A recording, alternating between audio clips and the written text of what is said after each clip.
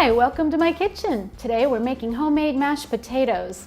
To begin, you need 1 potato per person, so I'm going to make enough for 4 people. Take your potato, and the first thing we're going to do is peel the skin off of the potato. I like to use this tool. It's called a peeler, a vegetable peeler, and it works really, really well, and it doesn't cut your fingers.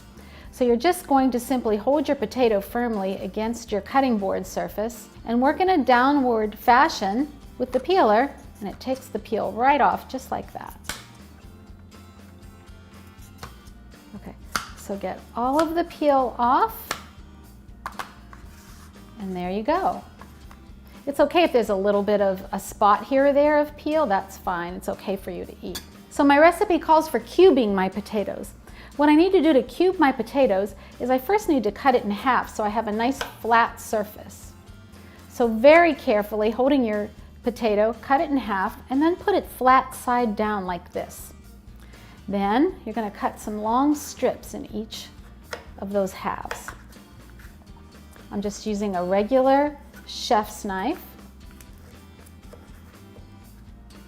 Always curl your fingers under and move them out of the way. So I've got those strips, and now I'm going to turn my potatoes and cut across. And that's going to give me my cubes. The smaller the pieces are, the faster they'll cook.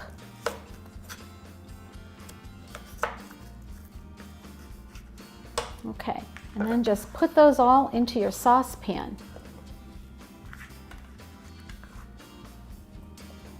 And now I have 4 cubed potatoes in my saucepan ready to go to the burner.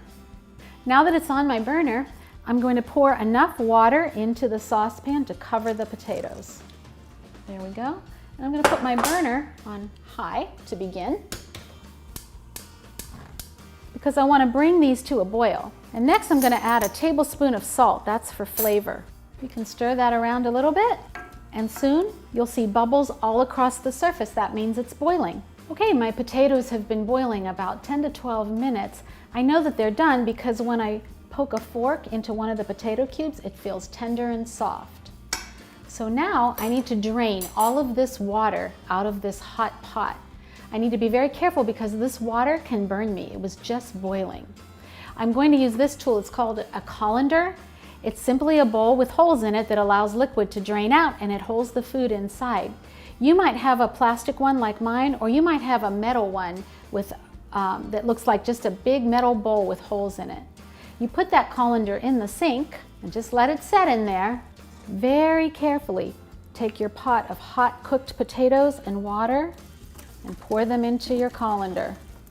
When you pick up your colander, all of the water will have drained out, and you're left with your hot cooked potatoes that are ready to mash. So I'm going to take my colander and bring my potatoes back over to my saucepan and pour them back in here now that they're drained. And to that, I'm going to add a ½ cup of milk and 1/4 cup of butter. Now 1/4 cup of butter is simply the same as 1/2 stick of butter. So I've already cut that in half, and I'm going to just drop it right in there. My potatoes are now ready to mash. You might have one of these tools. It's a potato masher. This is what you would use. If you don't have one of those, you could simply use a fork.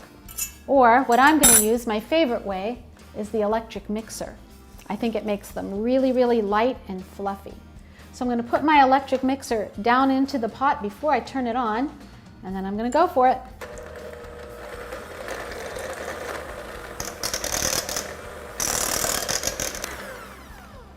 Okay, always turn off your electric mixer when it's still down inside your food. Don't lift it out and then turn it off, or it'll splatter everywhere.